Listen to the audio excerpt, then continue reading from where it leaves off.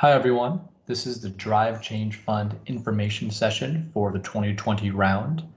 This is a recording for any parties who were not able to attend the live session on June 24th. This is meant to provide a quick overview and update to some changes and preferences for the DCF for this year.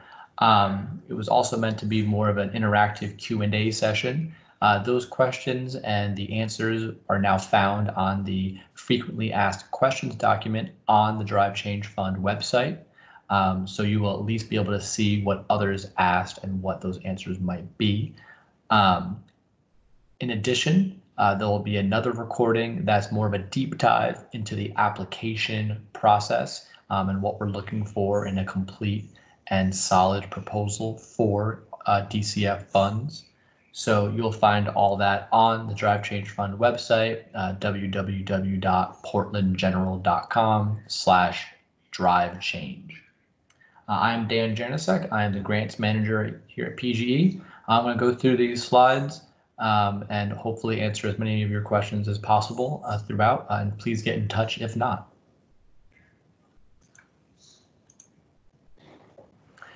I always think it's appropriate to have some brief background and some context before we go into any specifics. So the history of the Drive Change Fund and how it came to be and what its intended use is. So it is a competitive grant fund and meant to specifically focus on supporting projects that are related to transportation electrification, really looking to further TE in as many ways as possible, and especially impact underserved communities that have not readily had the benefits available to them for most of recent transportation electrification projects. So we're really looking for projects that that move the needle, that allow for direct interaction with individual people. So while the funding goes to an organization, we really want the benefits to flow to individual customers that are interacting with these vehicles in some way.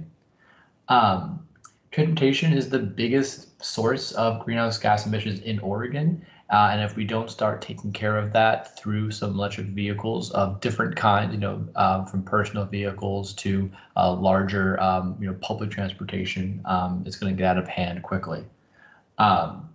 So essentially how we get these credits and how the fund comes about is we're funded by the sales of the clean fuels credits that come from the Clean Fuels program that's directed by the Department of Environmental Quality. So PGE gets a proportional amount of those credits that we then monetize, and we use the value of those credits to fund these projects.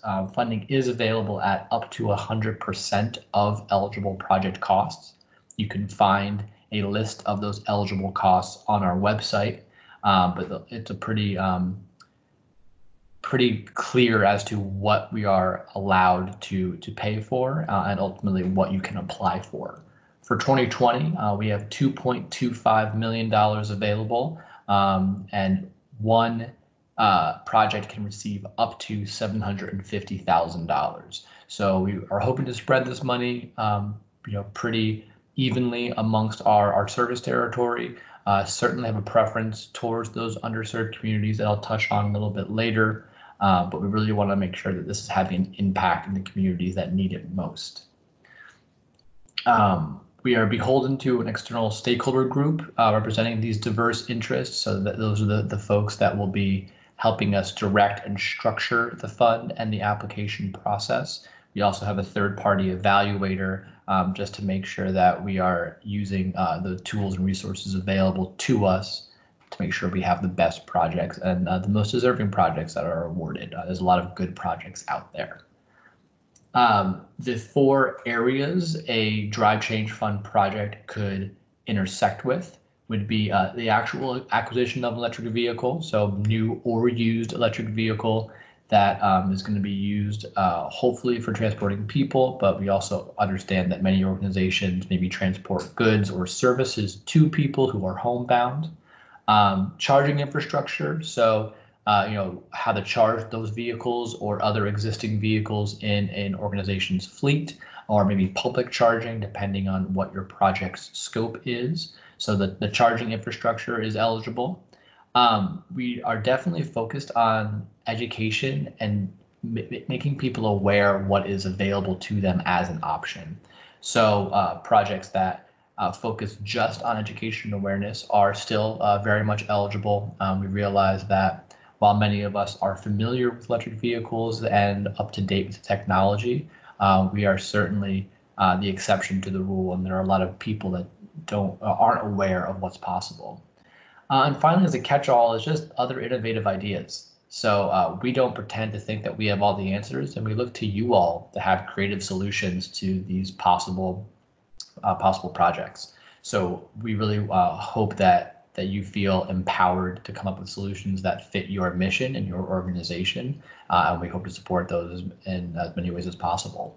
Likely your project will have a combination of those four, but it should be at least one of those four areas that is focused on, knowing that you might need to pair a vehicle with a charger to really have the impact that you want.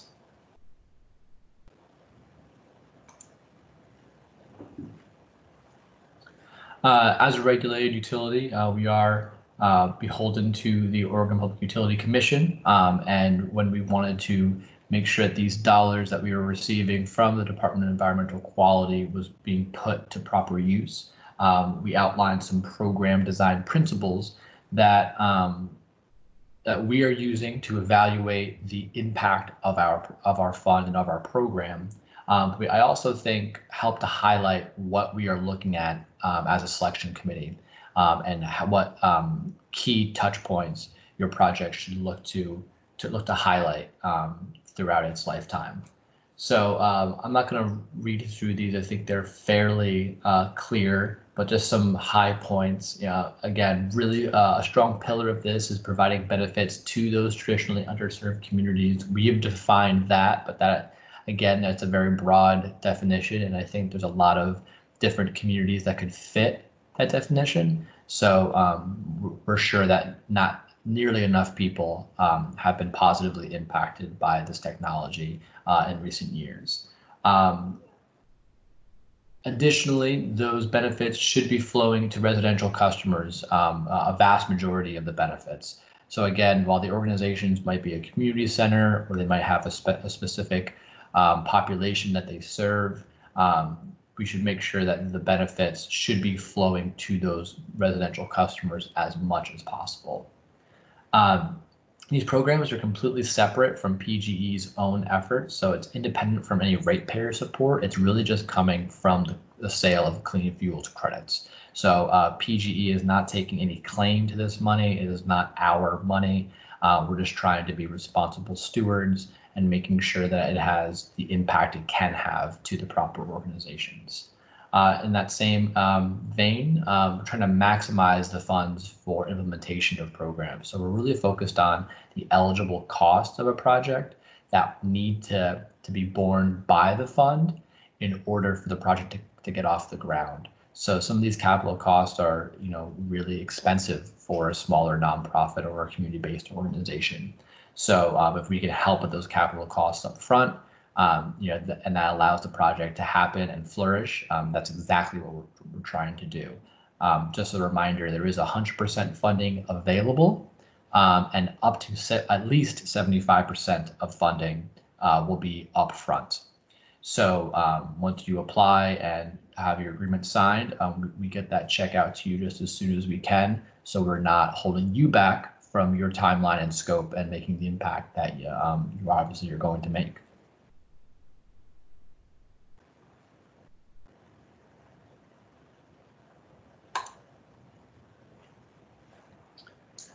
So we do have some guidance documents on our website that outlines the requirements and what's eligible, things that are pretty specific. But I also wanted to mention some of the preferences that we have, both between conversations in the last year or two around this program, and things that kind of came out of discussions with stakeholders, both internally and externally. There's a preference towards nonprofit or public agencies. We believe that it is more easily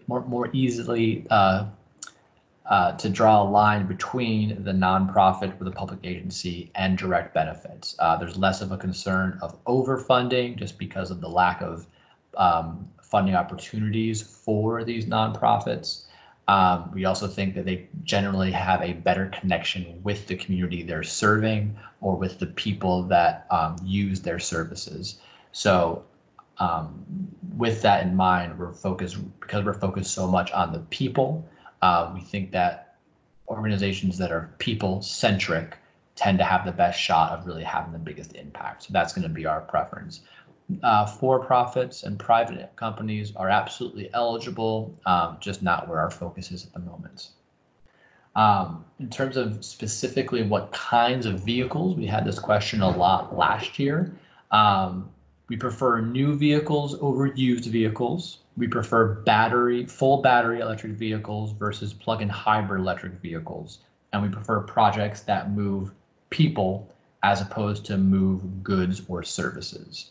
Not saying that if you don't have a project like that, it's going to be unsuccessful. We realize there's a lot of different ways people interact with transportation and a lot of different ways organizations impact people's lives.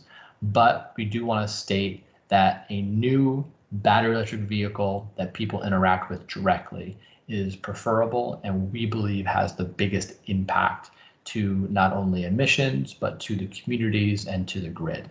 So I think that is our focus and our priority. But we have last year we funded plenty of projects that didn't look exactly like that, and there's room for all kinds of different proposals in the grant fund. We do prefer projects that are in service within 12 months. We want the money to get out of our hands and into yours and then into the communities as quick as possible. We realize with a lot of things going on in the world at the moment that a lot of plans are being put on hold or at least delayed. So we are absolutely going to be flexible with any recipients, but we do like to see the money that going into the community as quickly as possible, barring anything unforeseen. There is a preference that we impact PG service territory folks, so people who use PGE electricity.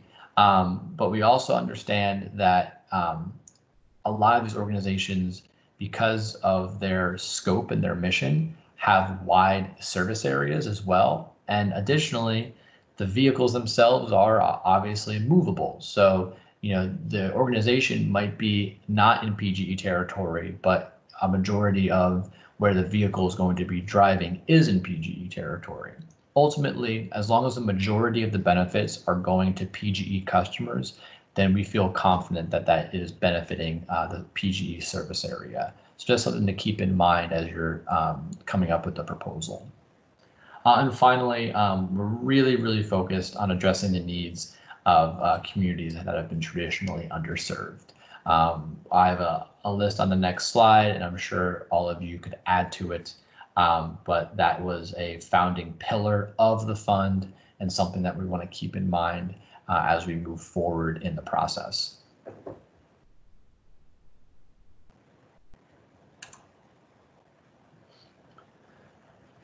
Certainly not an exhaustive list, and this is even taken from a larger list in our guidelines documents on the website.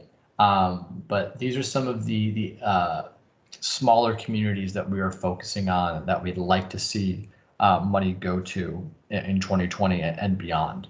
I'll let you read through this. I don't think there's anything too surprising or unclear, but certainly some highlights.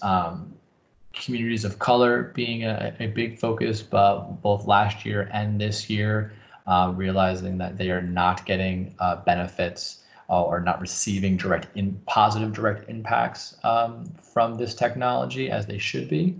So looking at that, as well as tribal communities, certainly something that we need to focus on and make a priority in our outreach and in our funding. Communities with generally less limited access to transportation, especially public transportation, as maybe owning your own car is not feasible either financially or because of your living situation. public transportation becomes more and more important, or maybe e-mobility, maybe an electric bike, or maybe an electric scooter or something like that. That's all eligible underneath the scope of the Drive Change Fund, and really something we're pushing is that we're defining vehicle very broadly here on purpose. We don't want to be a limiting factor as to your decision of what this money can do. We really want you to speak for the needs of your community. And a few other communities here, people with disabilities that are unable either to leave their home or leave their home without assistance. Certainly someone that would be tremendously impacted from a new electric vehicle, just generally because of health reasons, as well as getting them to where they need to go. And members of the LGBTQ plus community, maybe a community that we want to make sure we're putting support behind and money into, that they are being able to benefit from these programs and from this funding as much as possible. So just a little slice of who we're looking at. I know there's a lot of organizations that support these groups and many, many more. So I'm happy to answer questions if you're unsure if what your organization does fits into the scope of the Drive Change Fund, but I would bet that it would, and we're really looking to you all to drive that.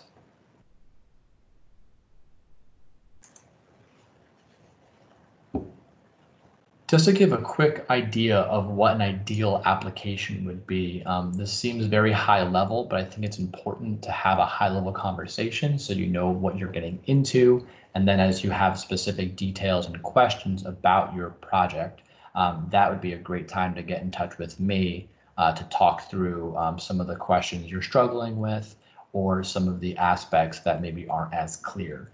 So the first thing, and I know it sounds silly, but just a complete application, answering all the questions, attaching all the appendices, making sure you've done a diligent job, providing answers to potential questions or filling in the story.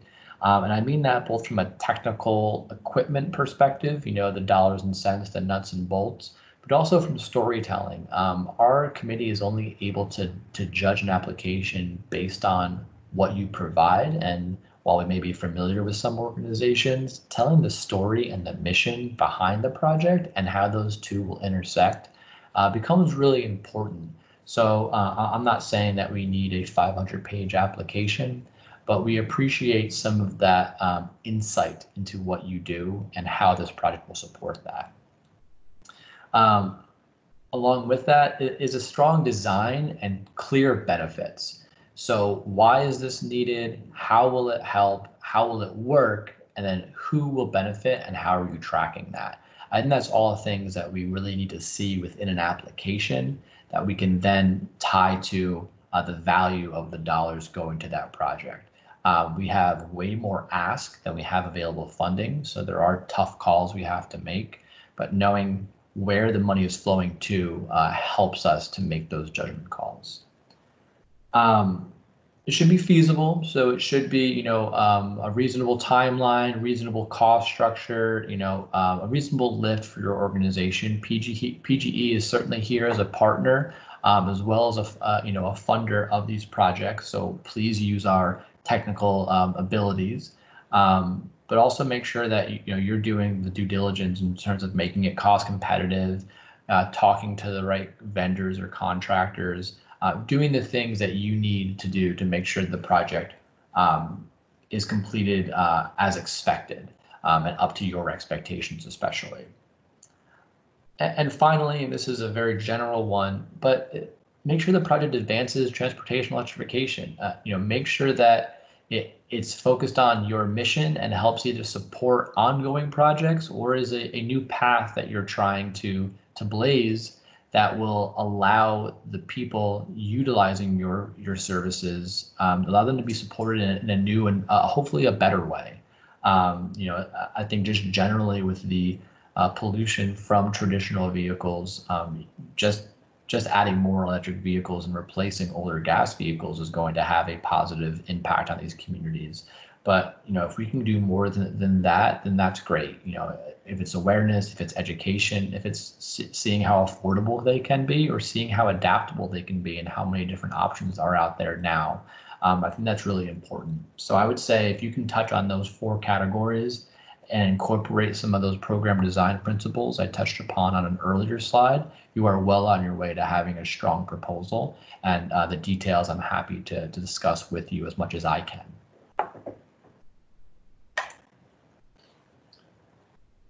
So just as we're wrapping up, I want to show you what the timeline and expectations are for the rest of 2020. So July 1st, the round opened, which was just last week, and that's going to stay open until September 1st. So it's a 2-month time window to get your application in. Please absolutely apply early if you're able to, but know that it will absolutely be open to September 1st, and there's no priority based on you if you get yours in a couple days early. That does not weigh in our scoring at all. We do have technical assistance available to anybody who is maybe struggling with some of the tech-heavy language or not knowing where to start. We do have internal folk who would absolutely speak with you, meet with you either virtually or in person, and even do a site assessment as needed. So please get in touch with me, and I'll connect the two of you to making sure that everything is as expected. So after you submit your application, then we do our evaluation with our third party. They will be interviewing you with any follow-up questions, as well as scoring your project. The score isn't the only thing we look at when we select. It's not that we just go from the highest number on down till we run out of money, but it is part of that conversation, just another piece of information for our committee. For this year, we're really hoping to have our selection in late November or early December based on the round size. And ideally, we would let all of you know of your funding status, if not have agreements in place by the end of 2020. That seems like a long time from now, but time has been very strange this year. So we are hoping that all of you can go into 2021 knowing your funding status and being able to move confidently in that direction to really get the project moving in earnest and really starting to have those impacts that I know we're all excited about. This is subject to change as COVID-19 is still an ongoing pandemic. We might extend the round if we think that people's attention is focused elsewhere. But we've already moved back the timeline 2 months, and we'd like to keep this if at all possible, but we realize that we need to be flexible and adaptable and working with all of your timelines, especially as we're trying to make this a fun additional benefit and not a burdensome requirement. Also to that end, there is financial assistance available to the smallest organizations. So if you go online, there is a financial assistance application on the Drive Change Fund website. You can get up to $2,000 towards your application costs. So time spent creating and answering and doing some feasibility type stuff. That is available for nonprofits that have a annual operating budget of $2 million or less. So we're trying to focus on the smallest CBOs amongst you. We realize that that you may not have the resources of a larger nonprofit and the people and the time to maybe throw at this. So we want to make sure that you are not unduly burdened by the people cost of filling out an application.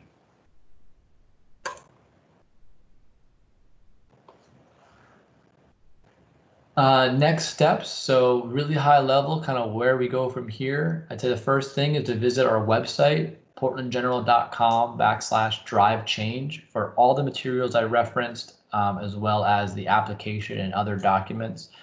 This recording was on the website, so you likely found the website already, but just to make it clear where everything lives.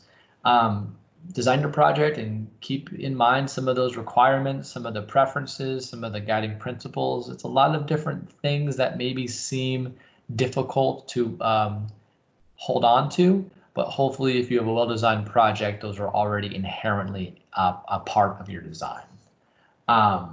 Get your team together, get specific about budget, get excitement from your community, make sure you're crossing the T's and dotting the I's and reaching out to PGE and others for technical assistance or for just general questions. We're here to support you and make sure this is successful. The best advice I can give you is tell your story. There's a lot of options for vehicles and chargers and education and things like that. But what really differentiates a project is the impact it has and the story behind it. So why is this necessary? How is it going to help? And what do you see as a tangible benefit? I would really encourage you all to do that as much as possible within the application.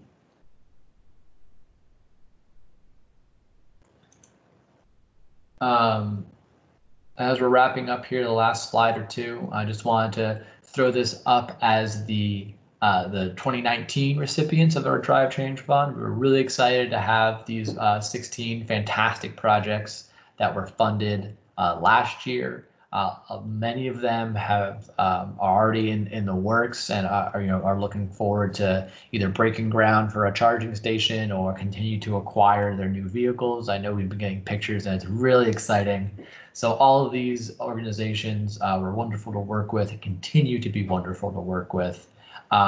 Please get in touch with them if you have questions about their process or their application. I'm sure they'd be happy to discuss further. Additionally, you might see, where projects align with what you're thinking. So maybe what's been successful in the past, you might see some similarities between what you're proposing, or maybe you're thinking totally outside the box and you don't see something, and maybe that's an area where PGE can impact. So this is just an example. I just wanted to show you what has been accomplished and what could be accomplished.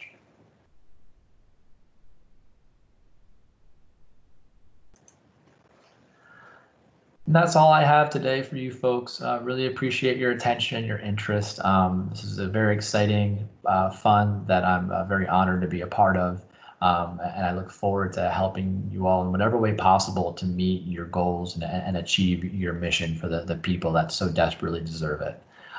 For more information, like I said, I'd always suggest going to the website first. There's a lot of really useful facts and information and documents on there. If you want to get in touch with me directly, I monitor the Drive Change Fund inbox. Here on the slide, that's PGE Drive Change Fund at pgn.com. I'll be doing my best to respond to everybody as quickly as possible. I don't want to be the holdup in your project whatsoever. Please give me a call if that is easier. I'm not in the office, as I imagine most of us aren't. But that voicemail will go to my inbox and I will see it. So if you think a phone call is more appropriate, please reach out with questions. I'm really here to support you all and be a partner, and I don't want you to feel confused or unsupported during this process. Thanks for your participation. Thank you for doing all what you're doing day in and day out. Stay well, stay safe, and stay sane. Thanks so much.